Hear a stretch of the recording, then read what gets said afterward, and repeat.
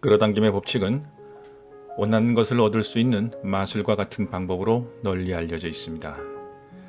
그러나 실제로 해보면 모호하기도 하고 내가 잘 하고 있는지 의심이 들 때가 많고 원하는 결과가 나타나지 않을 때는 실망하며 더 이상 끌어당기기를 멈춰버리기도 합니다. 우선 말씀드리고 싶은 것은 끌어당김의 법칙은 분명히 존재하며 잘 사용하면 정확하게 원하는 것을 얻지 못할 때라도 삶에 큰 도움이 된다는 것입니다. 이 끌어당김의 법칙이 원하는 것을 얻는 방법이라기보다는 삶을 살아가는 태도에 가깝다고 말씀드리고 싶습니다. 올바른 태도를 몸에 익히면 자연스럽게 삶이 잘 풀려나간다는 이해가 끌어당김의 본질에 가깝다는 것입니다. 그러니까 난 지금 최신 노트북이 가지고 싶어 열심히 끌어당겨야지 라는 방법보다는 내가 진정 원하는 삶은 좋은 글을 쓰는 작가의 삶이야. 그러면 뭐가 필요할까? 라는 끌어당김 속에 자연스럽게 글을 쓸 수 있는 노트북이 앞에 나타난다는 것입니다. 다시 한번 말씀드리지만 끌어당김의 법칙은 방법보다는 태도입니다. 우선 무엇을 끌어당길 것인가를 신중하게 정해야 합니다.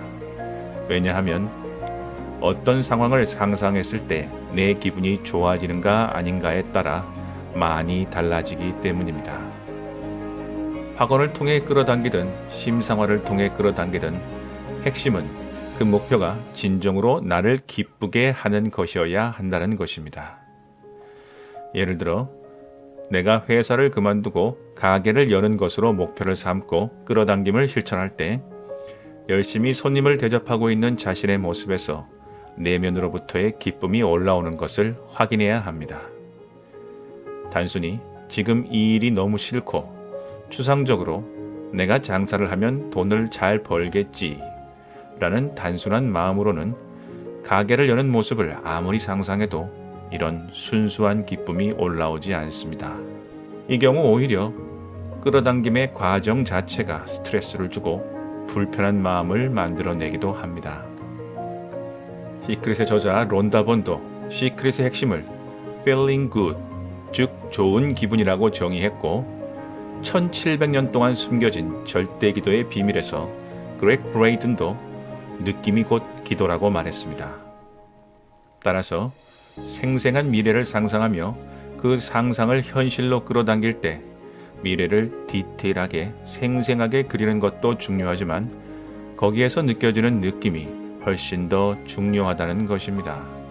때문에 무언가를 끌어당기기 전에 우리에게 이런 순수한 기쁨을 가져다주는 것들, 진정 내가 살고 싶은 삶, 나에게 어울리는 삶의 모습을 찾는 것이 우선입니다.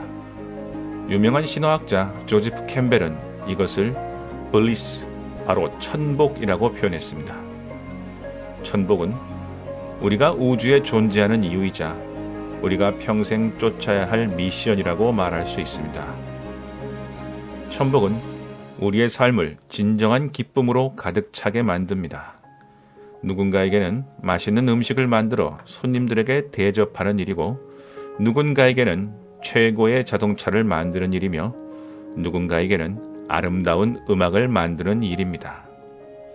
이 천복을 깨달은 후에야 끌어당김이 제대로 작동하기 시작합니다. 천복을 찾은 사람에게는 강한 우주의 에너지가 함께하기 때문입니다. 천복은 우리가 가질 수 있는 가장 강한 믿음이기 때문입니다. 두 번째로 중요한 것은 초조함을 내려놓고 임의적인 데드라인을 만들지 말아야 한다는 것입니다. 물론 많은 확언과 목표 쓰기의 방법들에서 정확한 시기를 정해놓고 시작하는 것이 좋다는 조언을 합니다. 물론 좋은 방법입니다. 이런 데드라인 설정은 사실 우주를 향한 것이기보다 자신을 향한 것입니다. 나태해지는 매일의 자신을 바로잡을 수 있으니까요. 확언과 목표 쓰기 등의 방법은 사실 스스로의 무의식을 향한 방법입니다.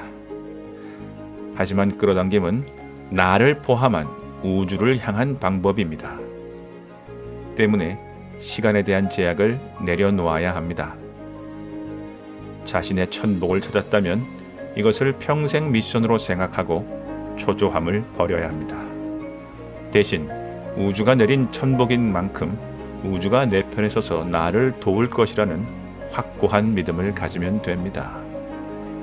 무언가 일이 틀어지면 당장은 잘 모르지만 결국 이 난관이 이 일을 더 잘되게 만드는 역할을 할 것이라는 사실을 조금도 의심하지 않는 것입니다.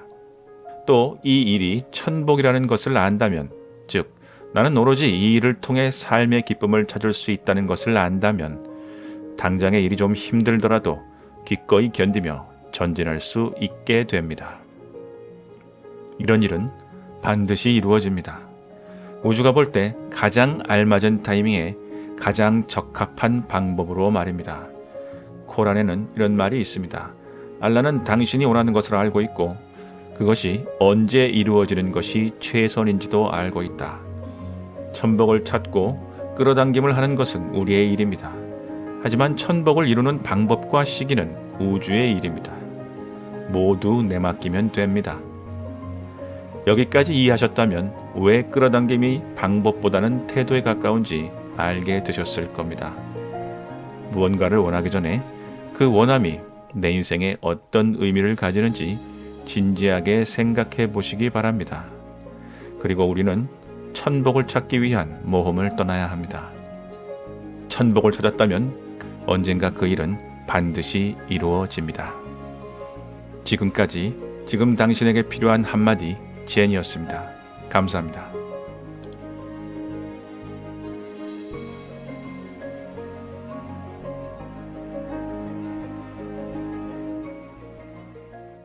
우리의 삶은 복잡하게 생각하면 한없이 복잡하고 쉽게 생각하면 아주 쉽습니다.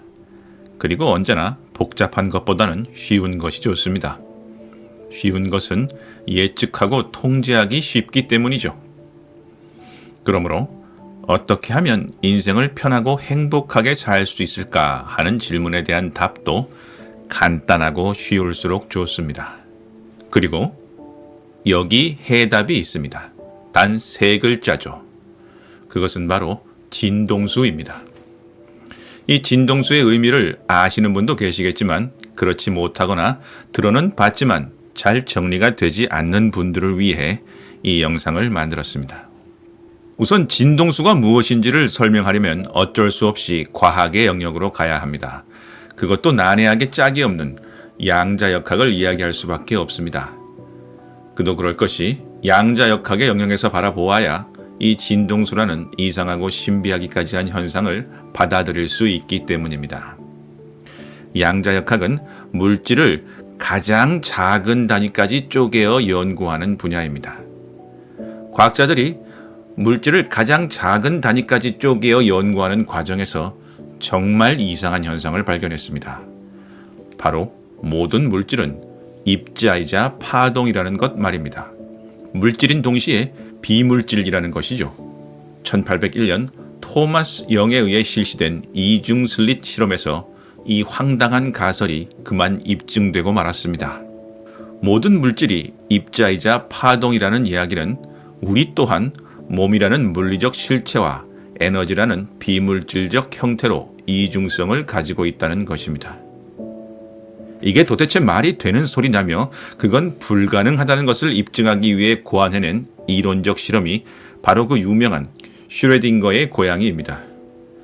그런데 아이러니하게도 이 실험이 파동 입자의 이중성을 설명하는 대표적인 실험으로 알려져 버렸습니다. 그러니까 이 말도 안 되는 이론을 반박하려다가 이 이론을 설명하는 대표적인 실험이 되어버린 것이죠. 이 이중슬릿 실험과 슈레딩거의 고양이 실험에 대해서는 유튜브에 좋은 콘텐츠들이 많으니 찾아보시기 바랍니다. 우리에게 중요한 사실은 우리도 입자와 파동, 이중적 성질을 띠고 있으며 다른 모든 에너지와 마찬가지로 끝없이 진동하고 있다는 것입니다. 그리고 우리의 진동수는 상황에 따라 바뀝니다. 과학적으로 접근하니 어렵기만 하지만 이 사실을 받아들이는 것은 우리에게 그렇게 어려운 일은 아닙니다. 파동, 에너지, 진동수라는 말 대신 기라는 말을 쓰면 쉽게 이해가 됩니다. 그 사람은 기가 세다, 내가 지금 기가 약하다 등 동양에서는 아주 오래전부터 사람을 둘러싼 에너지의 형태를 기라고 표현하였습니다. 무당이나 깊은 통찰을 지닌 사람은 보통 사람들은 볼 수 없는 다른 사람의 기를 꿰뚫어 보고 그 사람의 가치나 미래를 예측하기도 하죠. 진동수의 관점에서 본다면 높은 진동수를 가질수록 긍정적인 성질을 띠고 낮은 진동수를 가질수록 부정적 성질을 가집니다.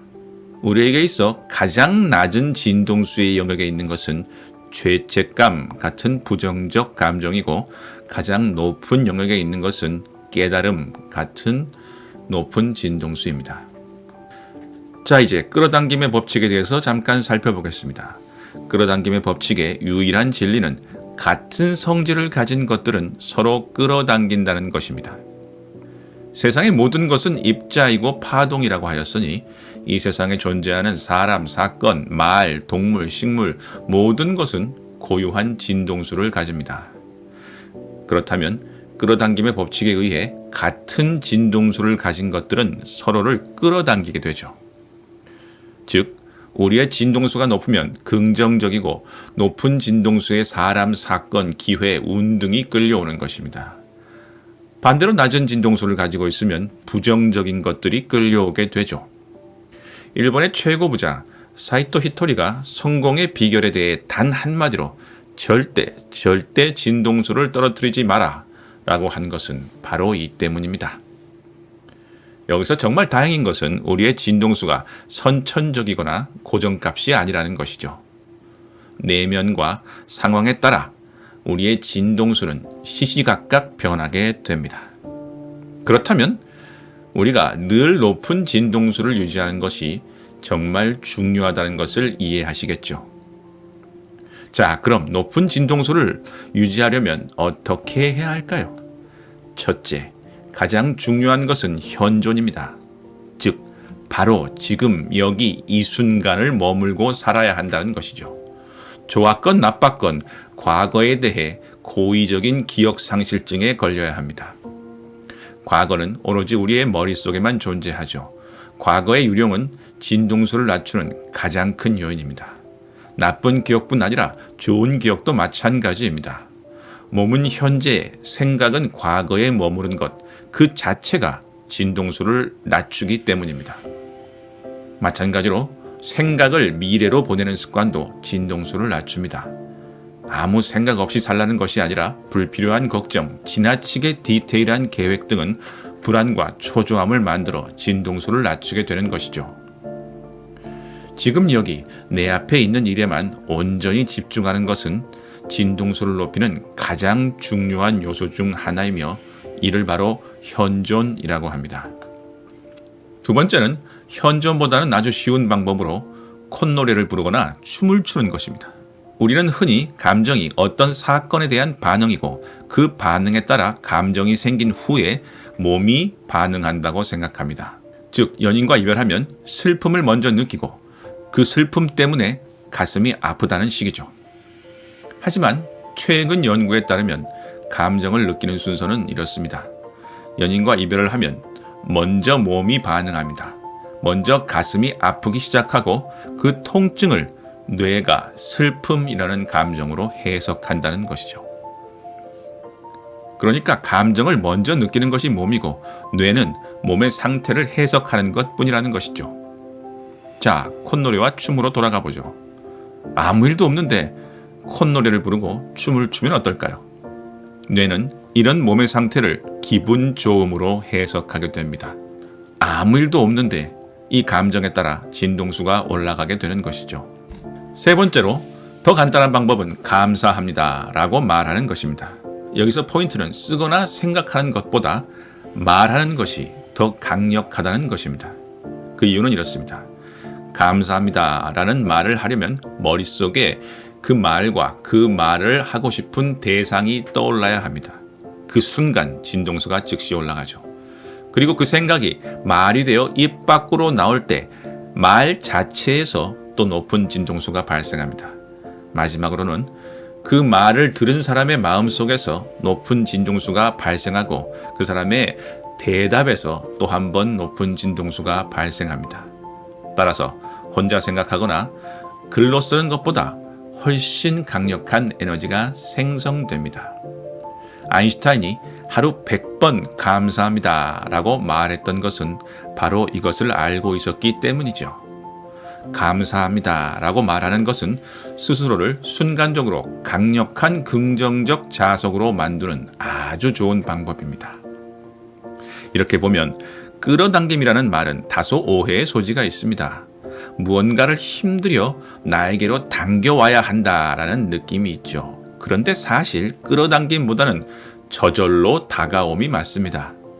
내가 강력한 자석이 되면 긍정적인 것들이 저절로 끌려오게 된다는 것이죠.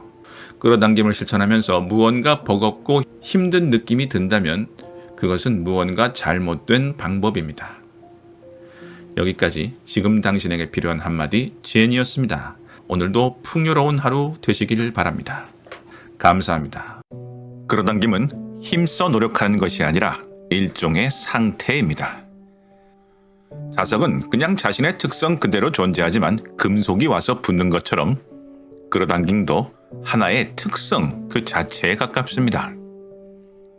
따라서 끌어당김을 열심히 실천하려고 애쓰고 있다던가 끌어당김을 위해 열심히 특별하게 무언가를 하고 있다면 아직 원숙한 끌어당김의 상태에 이르지 못한 것입니다. 이해를 돕기 위해 금연을 예로 들어보겠습니다. 담배를 끊고자 결심을 하고 실천하기 시작하면 엄청난 고통과 저항에 빠집니다. 당장 몇 시간을 담배 없이 산다는 것이 고통스럽죠. 이 기간을 잘 보내기 위해 금연 패치를 쓰거나 금연껌을 씹기도 하고 다른 여러 가지 방법들을 씁니다. 물론 담배를 피우지는 않지만 금연에 성공한 것도 아닙니다. 그저 참고 있는 것이죠. 그러다가 3주쯤 지나면 겨우 살만해집니다. 하지만 아직도 종종 유혹에 빠질 때가 많이 있고 사람들은 대부분 이쯤에서 무너지고 맙니다.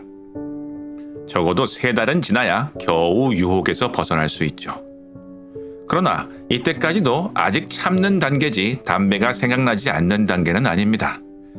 제 경험상 3년쯤 지나야 담배가 필요 없는 상태에 이릅니다. 10년쯤 지나면 이제는 담배 연기가 싫어지게 됩니다. 참 오래도 걸리죠. 하지만 너무 걱정할 필요는 없습니다. 끌어당김의 상태가 되는 데는 이렇게까지 오래 걸리지는 않으니까요. 금연이 니코틴과의 싸움이라면 끌어당김은 부정적인 생각과의 싸움입니다. 부정적 생각도 니코틴처럼 강력한 중독성이 있다는 것을 아십니까? 스트레스를 받는 상황에 우리 몸에는 코르티솔이라는 스트레스 호르몬이 발생하고 이 스트레스가 지속되면 몸이 이를 위기 상황으로 간주해 아드레날린이라는 호르몬이 분비됩니다. 아드레날린은 몸을 마취시키는 일종의 마약 성분으로 중독성이 아주 강합니다. 예를 들면 우리가 맹수와 싸워야 할 때 웬만한 상처는 견디고 계속 싸워 나갈 수 있도록 우리 몸을 마비시키는 물질이죠. 정신적 스트레스 또한 마찬가지입니다. 아드레날린은 그 당면 과제를 해결하는 데 모든 것을 집중할 수 있게 나머지 것들을 마취시키는 역할을 합니다. 하지만 우리가 부정적 생각을 자주 오래 하면 우리는 결국 이 아드레날린 중독에 빠지는 것이죠. 끌어당김의 상태가 되려면 몸에서 니코틴을 빼내는 것처럼 걱정과 불안 그리고 거기에 따라 발생되는 코르티솔과 아드레날린의 중독에서 벗어나야 합니다. 그러기 위해서 가장 중요한 것은 바로 믿음입니다. 이것은 노력해서 얻는 것이라기보다도 마음을 오염시킨 부정적 생각을 걷어내므로써 얻게 됩니다. 마치 우리 몸속에서 니코틴을 몰아내듯 말입니다. 명상도 좋고 학원도 좋고 100번 쓰기도 좋습니다. 마치 금연 패치를 쓰고 금연껌을 먹고 건강한 식단을 추구하는 것처럼 이런 보조수단을 쓰는 것도 좋습니다. 가장 중요한 것은 믿음을 되찾는 것입니다. 끌어당김도 금연처럼 어느 시기까지는 노력으로 버텨야 합니다. 부정적인 생각을 알아차리고 몰아내는 끈질긴 싸움을 벌여야 합니다. 그러다 보면 점차 이 믿음은 노력이 아니라 상태가 됩니다. 과학자들은 이를 뇌가소성이라는 용어로 설명하는데요. 우리의 뇌 속의 신경 뉴런이 오랜 시간 동안 다시 재배치되어서 긍정적인 생각이 저절로 나는 상태로 스스로를 만들어낼 수 있다는 것입니다. 이렇게 계속 노력하다 보면 이 믿음은 노력이 아니라 일종의 기본 상태가 됩니다. 끌어당김의 상태가 되면 자연스럽게 현존이 이루어지고 원하는 것이 반드시 이루어진다는 강한 믿음 덕에 큰 노력 없이도 언제나 행복하고 편안하게 살 수 있습니다. 불안과 걱정이 줄어들고 덕분에 더 강한 끌어당김의 힘이 생기는 선순환이 발생하는 것이죠. 이런 상태에 이르기 위해 가장 중요한 마음가짐 중 하나는 바로 내가 원하는 것이 이루어지지 않았을 때도 부정적인 생각에 휩싸이거나 믿음을 버리지 않는 것입니다. 심지어는 원하는 것이 이루어지지 않은 것에 대해서도 감사하는 마음을 가질 수 있습니다. 왜냐하면 내가 원하는 것이 이루어진다는 것이 반드시 나에게 좋은 것인지 알 수 없기 때문입니다. 돈, 명성, 사랑, 무엇이든 우리가 간절하게 원하던 것이 재앙으로 변하는 경우는 얼마나 많은가요? 우리는 우리가 원하는 것만을 잘 알 뿐이지 진정 우리에게 필요한 것이 무엇인지는 잘 알지 못합니다. 때문에 끌어당김의 상태에 이르기 위해서는 반드시 원하는 것이 이루어지지 않았을 때도 평정을 유지하는 마음이 필요합니다. 이것이 바로 끌어당김의 최고의 레벨 상태입니다. 그런데 잠깐, 이게 무슨 말장난인가 싶습니다. 원하는 것을 이루려고 끌어당김의 상태가 되려는 것인데 원하는 것을 얻지 못해도 평온하게 지내라? 그럼 어차피 끌어당김의 상태가 되어도 원하는 것을 얻을 수도 그렇지 않을 수도 있다는 것인데 그렇다면 왜 마음 공부를 하고 수련을 해서 끌어당김의 상태가 되어야 하는 걸까요? 아니, 끌어당김이라는 게 처음부터 그냥 엉터리 아닌가요? 그렇지는 않습니다. 사실 원하는 것을 받지 못해도 평온한 상태가 되는 끌어당김의 최고 레벨 상태가 되면 우리는 매일매일 모든 순간마다 삶에 있어서 최고의 것을 아무런 힘을 들이지 않고 끌어당기고 있는 상태가 되는 것입니다. 그것은 바로 마음의 평화와 삶의 기쁨입니다. 여기까지 지당한이었습니다. 감사합니다. 끌어당김은 부정적 사고와의 싸움입니다. 그런데 이 부정적 사고는 우리들의 무의식 깊은 곳에 고여 있기 때문에 쉽게 없애기가 어렵습니다. 오늘은 이 부정적 사고를 걷어내고 평화롭고 긍정적인 상태로 원하는 것을 쉽게 끌어당기게 만드는 생활 습관에 대해 말씀드리려 합니다. 일정 시간 노력이 필요하겠지만 일단 습관이 되면 삶의 질이 훨씬 더 좋아지실 겁니다. 우선 부정적인 감정이 고여 있는 것이 무의식이기 때문에 무의식을 정화하는 데 집중해야 합니다. 의식과 무의식이 교차하는 순간은 잠들기 직전과 눈을 뜬 직후입니다. 우리의 뇌는 하루에 겪은 일들을 수면 중에 오래 기억해야 할 것과 빨리 잊어야 할 것으로 구분합니다. 우리의 뇌는 광대하지만 그래도 용량에 한계가 있으니까요. 또 모든 것을 다 기억한다는 것은 지극히 비효율적인 방식이죠. 그런데 우리는 어떤 기억을 장기 기억으로 보존할까요? 강한 감정이 동반된 기억이나 반복적으로 일어난 일, 또는 우리가 반복적으로 곱씹는 일들입니다. 뇌는 이것이 우리에게 중요한 일이라고 생각하게 되는 것이죠. 그러므로 낮에 있었던 불쾌한 일을 계속 곱씹으면서 잠자리에 들면 그 부정적 감정과 기억은 우리에게 중요한 것이 되고 따라서 무의식 깊이 저장됩니다. 그리고 비슷한 사건이 생기면 즉시 그 부정적 감정과 생각을 다시 떠올리게 되는 거죠. 따라서 끌어당김을 위한 첫 번째 생활 습관은 감정과 생각을 비운 후 잠이 드는 것입니다. 가장 좋은 방법은 명상입니다. 명상의 방법에 대해서는 위에 링크를 달아 놓겠습니다. 글로 적어보는 것 또한 큰 도움이 됩니다. 생각과 감정을 마음과 머리에 담아두지 않고 지면 위로 내보내는 것이죠. 두 번째 습관은 아침에 눈을 뜨자마자 이렇게 말하는 것입니다. 감사합니다. 감사합니다. 오늘도 살아있음을 감사합니다. 눈을 뜨자마자 아직 정신이 깨기 전에 말하는 것이 포인트입니다. 이렇게 하면 이 문장은 무의식으로 바로 스며들어가 하루를 기분 좋게 만들 뿐 아니라 실제로 감사할 일이 생깁니다. 아무리 생각해도 감사할 일이 없다고요? 출근, 등교, 집안일 등등 지겹고 힘만 드신다고요? 하지만 최소한 지금 우리는 살아있지 않습니까? 그것만으로도 우리는 감사의 마음을 가질 수 있는 것입니다. 그러니 감사한 마음이 들지 않는다 해도 일단 그냥 말해보세요. 그러면 감사한 마음이 따라오게 돼 있습니다.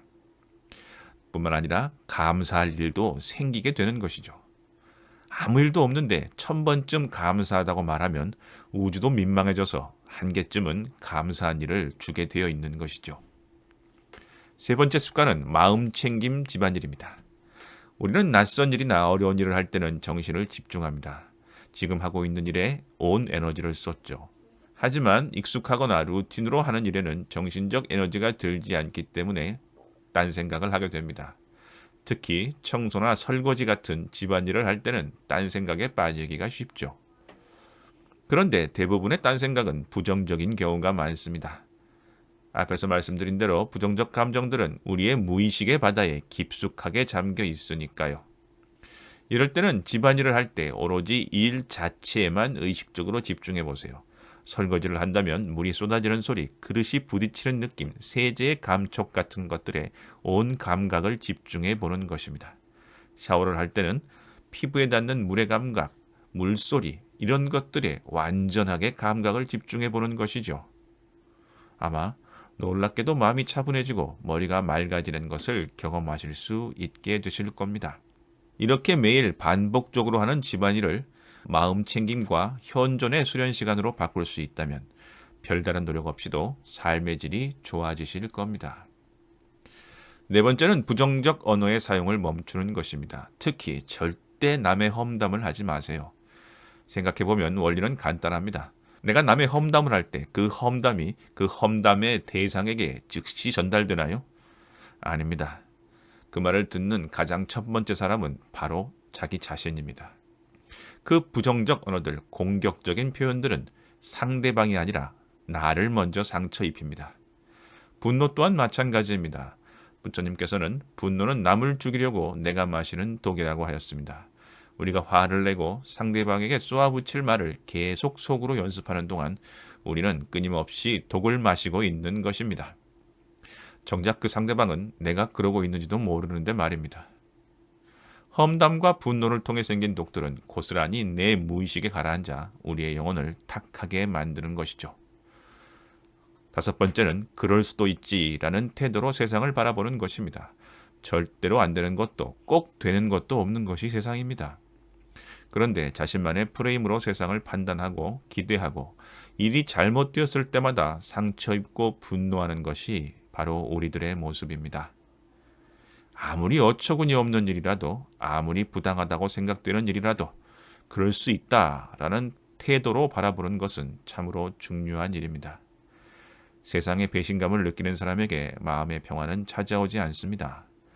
다른 사람의 잘못을 일일이 지적하고 고치려는 사람에게는 똑같은 화살이 자신에게 돌아옵니다. 하지만 어떤 일이든 그럴 수도 있다 라고 생각한다면 우리는 평화를 얻을 수 있습니다. 그러니 그래 뭐 그럴 수도 있지 라는 말을 입버릇처럼 달고 살아보세요. 이상 지당한이 전하는 저절로 끌어당기는 5가지 생활 습관이었습니다. 감사합니다. 많은 자기계발서에는 간절하게 원하고 머릿속에 생생하게 그리면 이루어진다라고 말하고 있습니다. 또 어떤 현자들은 그저 우주의 흐름에 모든 것을 내맡기라고 합니다. 심지어 어떤 책에는 너무 열심히 하는 것은 오히려 우주의 흐름을 거슬러 실패할 확률을 높인다고까지 말합니다. 그럼 도대체 우리는 원하는 것을 얻기 위해 어떻게 해야 할까요? 어디까지 원하고 어디까지 내맡겨야 할까요? 어느 선까지 노력하고 어디서부터 손을 놓아야 하는 것일까요? 참 쉽지 않은 문제입니다. 아무리 지나친 집착과 욕망이 실제로 그 일이 이루어지는 것을 방해한다는 것을 안다 해도 간절히 원하는 것에서 욕망을 제거하기란 무척 어렵습니다. 원하면서 욕망하지 말라는 것은 너무 모순된 이야기 아닌가요? 또 내맡긴다는 것은 결과에 대한 집착까지 다 내려놓으란 말인가요? 그렇다면 이래도 그만, 저래도 그만이라는 뜻인가요? 그건 깨달음이 아니라 자포자기 아닌가요? 그저 모든 것을 내맡기고 아무 노력도 하지 않는다면 그것이 과연 올바른 삶의 태도일까요? 질문은 꼬리에 꼬리를 물고 일어납니다. 사실 답은 단순합니다. 원함도, 내맡김도, 기도도, 심상화도 모두 마음속의 일입니다. 이 마음속의 일보다 훨씬 중요한 것은 바로 행동입니다. 예를 들어 시험에 붙고 싶다면 열심히 공부하는 것이 최고의 원함이고 최고의 기도입니다. 우리가 우리의 내면에 너무 집착하다 보면 행동의 건강함을 잊을 때가 있습니다. 한 가지 분명한 것은 행동 없이 우리는 아무것도 이룰 수 없다는 것입니다. 우리의 내면은 행동을 지지하고 동기를 부여할 뿐 목적지로 우리를 이끄는 것은 결국 행동입니다. 집중된 행동은 그 자체로 이미 강력한 기도이고 강렬한 끌어당김입니다. 여기서 우리 내면의 믿음은 행동의 순도를 높이는 결정적인 역할을 합니다.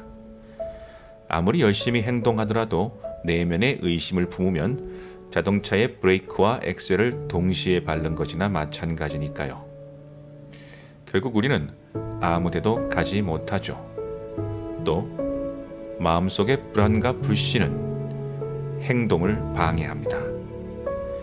행동의 집중도는 떨어지고 산만하게 되죠. 우리는 순수한 마음으로 집중력 높은 행동을 통해 우리가 원하는 것에 다가가야 합니다. 그리고 어느 순간 노력의 시간이 끝나고 행동이 한계에 도달하는 순간 그 결과에 대해서 온전히 우주에 맡기는 것입니다.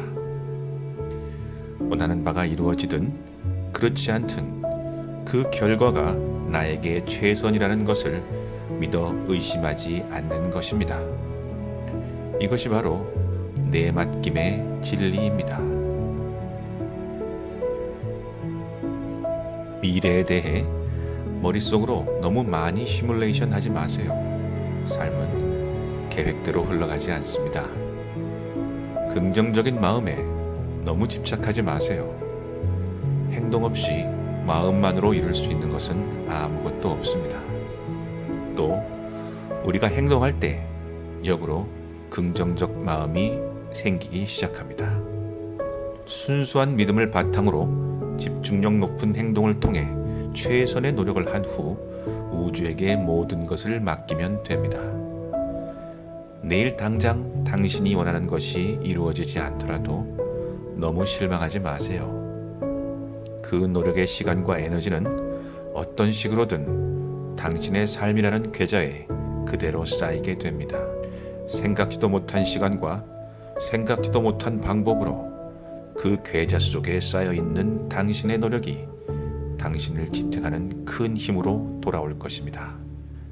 이상 지금 당신에게 필요한 한마디 제니였습니다. 감사합니다.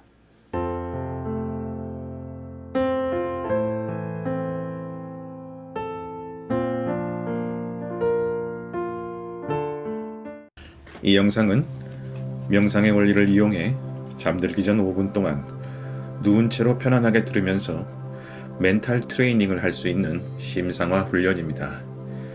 이 영상을 반복적으로 듣고 따라하게 되면 멘탈이 조금씩 강해지고 마음의 평화가 찾아옴을 느끼실 수 있을 겁니다. 이 영상에서 다루는 끌어당김과 명상에 대해 더 알고 싶은 분들을 위해서 설명란에 링크를 남겨놓겠습니다. 그럼 이제 멘탈 트레이닝을 시작하겠습니다. 우선 모든 잘 준비를 마치고 방에 불을 끈 후 잠자리에 편안하게 눕습니다. 다리를 편안하게 펴고 양팔은 가지런히 모아 가슴에 올리거나 몸 양쪽에 손바닥이 하늘을 향하게 편안하게 내려놓습니다. 눈은 지그시 감고 목에 긴장을 풉니다. 이제 가만히 호흡해 봅니다.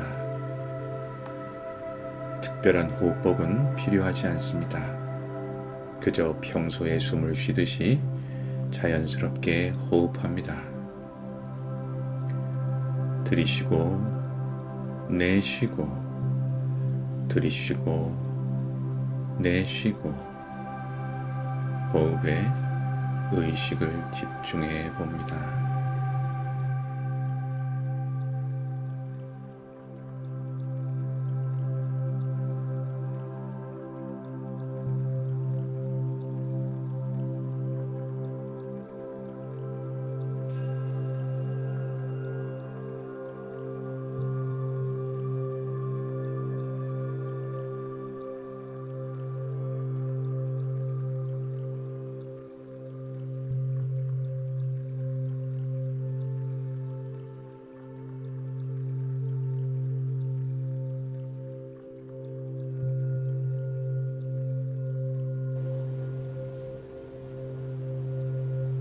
마음이 고요해지면 머릿속에 내가 원하는 것을 떠올려 봅니다.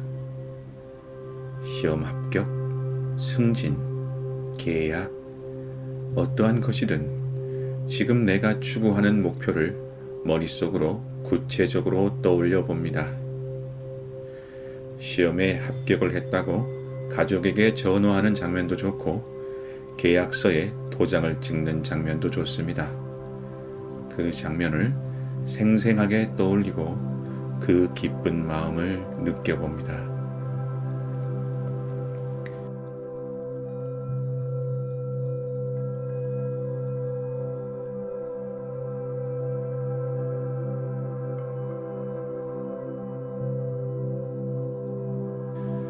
이렇게 목표 달성을 머리에 떠올리는 순간 이 목표를 가로막는 심리적 장애물들이 즉각 떠오릅니다. 걱정 마세요. 이것은 지극히 자연스러운 일입니다. 해와 달, 밀물과 썰물, 음과 양, 이 대극의 법칙에 따라 목표 달성을 떠올릴 때 반드시 실패의 두려움이 같이 발생합니다. 이 무의식에 생겨난 심리적 장애물들을 이제 의식의 빛 아래로 옮겨오겠습니다. 자, 당신과 목표 사이를 가로막는 장애물이 보이시나요? 그것은 무엇인가요? 내가 이 일을 해낼 수 있을까 하는 의심, 시간과 자금과 모든 것이 부족하다는 조바심, 심지어 은밀하게 당신은 이 일을 성공하는 것 그 자체에 대한 두려움을 가지고 있을지도 모르겠습니다. 두려워하지 말고 자신의 무의식 속에 웅크리고 있는 이 심리적 장애물들을 있는 그대로 바라보고 전부 인정해 주세요. 의심, 조바심, 두려움이라고 이름을 붙여도 좋습니다.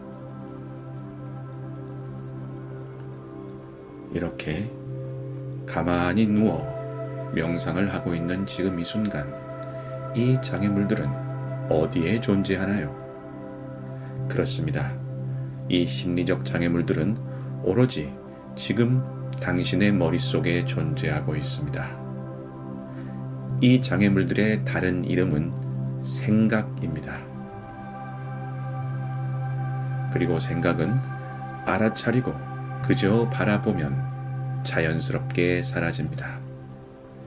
생각이 실제가 아니고 그저 생각임을 깨달으면 그 크기와 무게에 상관없이 가벼운 바람에도 그저 구름처럼 흘러갑니다.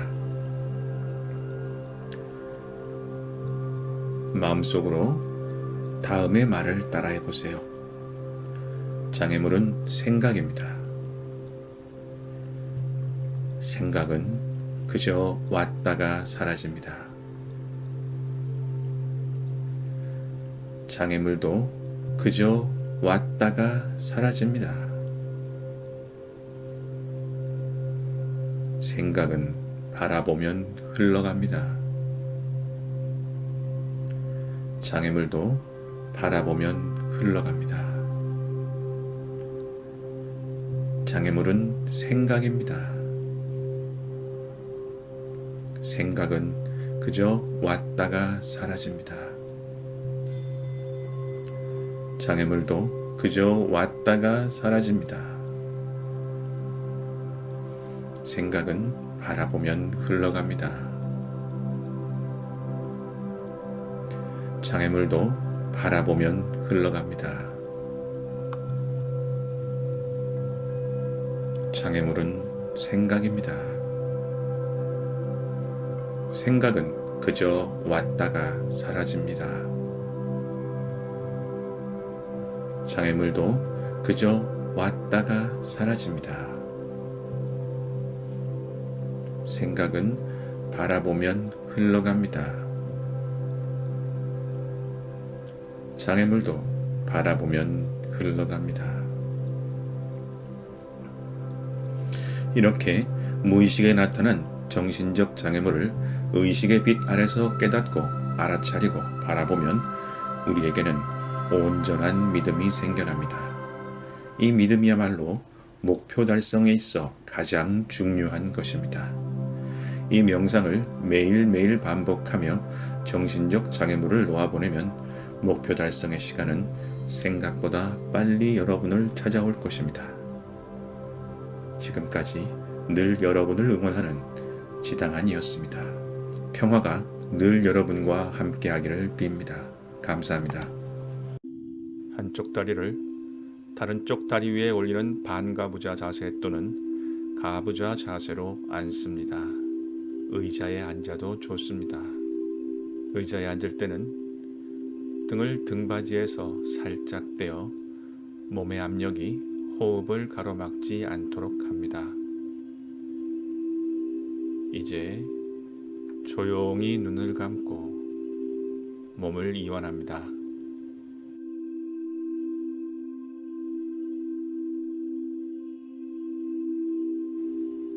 지금 들려오는 싱잉볼 소리에 귀를 기울입니다.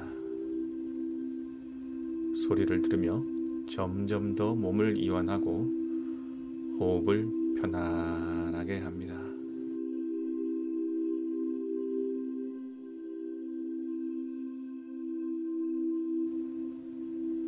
이제 코끝에 신경을 집중해 봅니다. 코를 통해 들어가고 나오는 숨을 관찰해 봅니다. 들숨, 날숨, 들숨, 날숨. 일부러 호흡을 만들지 않아도 됩니다. 그저 편안하게 숨을 쉬며 관찰해 보십시오.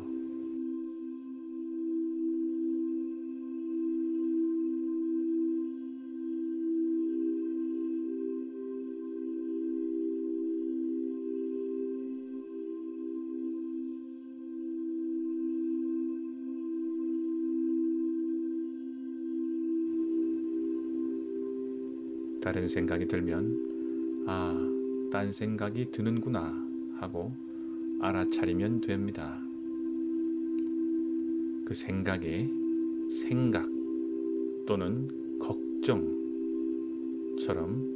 이름을 붙여도 좋습니다. 그리고 다시 편안하게 호흡으로 의식을 보냅니다.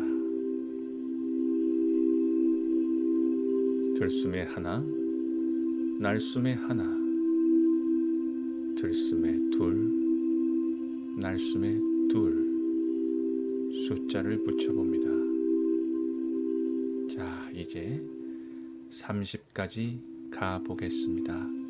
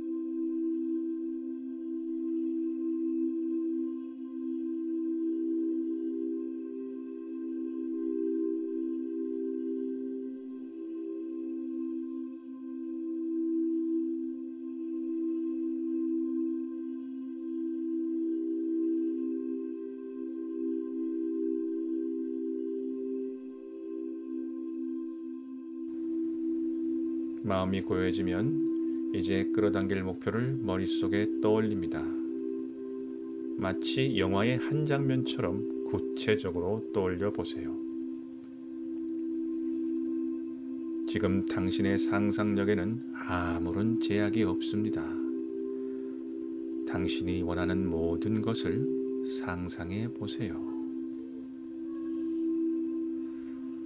될 수 있는 한 디테일하게, 구체적으로 질감과 촉각, 냄새까지 느껴보세요.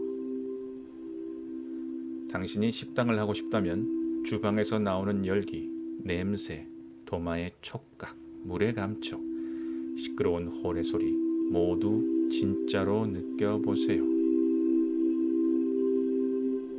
이 모든 것이 당신에게 어떤 느낌을 주고 있나요? 당신의 몸은 힘들지만 마음이 너무 행복합니다. 당신의 꿈이 여행가라면 발밑에 낙엽의 느낌은 어떤가요? 어깨를 누르는 배낭의 무게가 느껴지시나요? 어두워지는 낯선 거리에서 세상에서 가장 아름다운 노을을 보며 느껴지는 경외감은 어떤가요? 지금부터 그 느낌에 흠뻑 빠져보세요. 그 행복한 기분이 느껴진다면 얼굴 가득 행복한 미소를 지어보세요.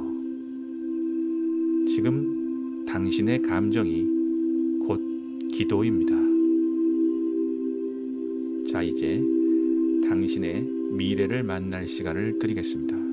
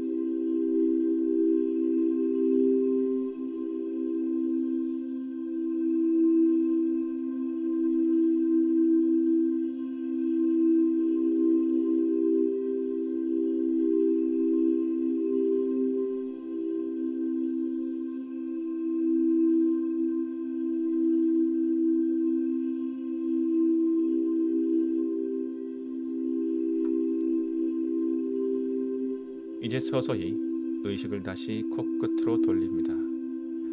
방금 당신은 당신의 미래로 여행을 다녀왔습니다. 이제 이 여행은 당신의 기억이 되었습니다.